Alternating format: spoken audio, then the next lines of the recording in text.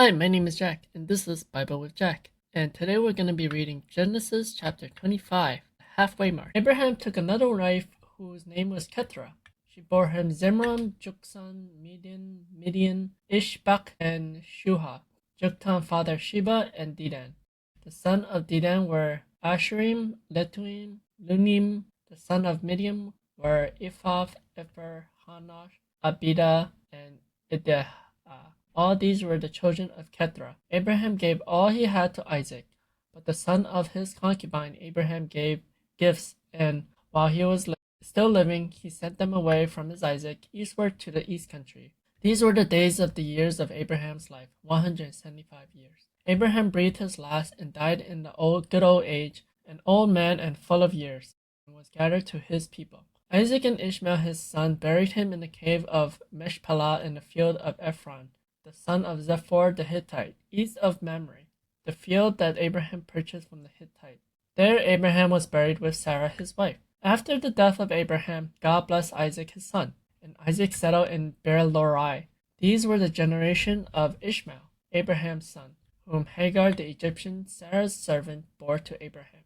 These were the name of Ishmael, named in the order of their birth: Nebol, the firstborn of Ishmael, and Kedar, Adabel, Mibsam, Mishma, Dama, Masa, Hadad, Tema, Jetur, Nephesh, and Kedema.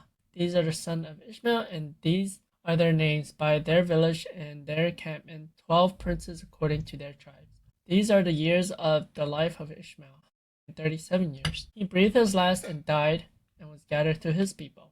They settled from the Hivlah to the Shur, which is opposite Egypt in the direction of Ashur, settled over against all his kingdom. These are the generation of Isaac, Abraham's son. Abraham fathered Isaac. Isaac was 40 years old when he took Rebekah, the daughter of Bethuel, and Amram, Hadoram, the sister of Laban, Amram to be his wife, and Isaac prayed to the Lord his wife because she was barren.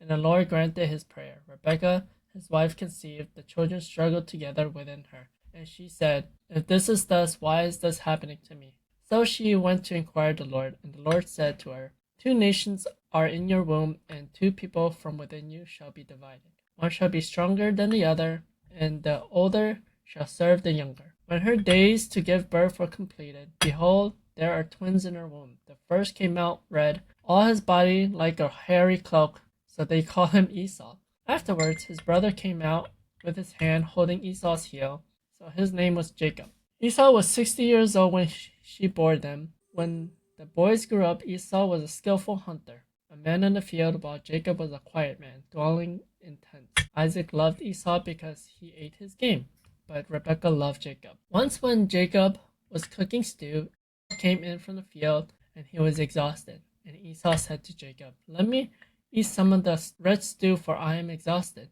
Therefore he was called Edom. Jacob said, "Tell me your birthright now." Esau said, "I'm about to die. Of what use is this birthright to me?" Jacob said, "Swear to me now." So he swore to him and sold his birthright to Jacob. Then Jacob gave Esau bread and lentil stew, and he ate and drank and rose and went his way. Thus Esau despised his birth. We see that Isaac died here, and they were buried in their land, and we also see that Jacob and Esau were born. What's interesting is that Esau sold his birthright for food, and it seems that every time food is involved, choosing food over whatever it is opposite is bad, right? I don't know. It seems to be like a pattern. First the apple, and then this, and then Jesus. It's very interesting. So I think some of the lesson is we don't give up the temporal comfort for the eternal. I think that's all I have for you for today. I'll see you next time for Genesis chapter 26.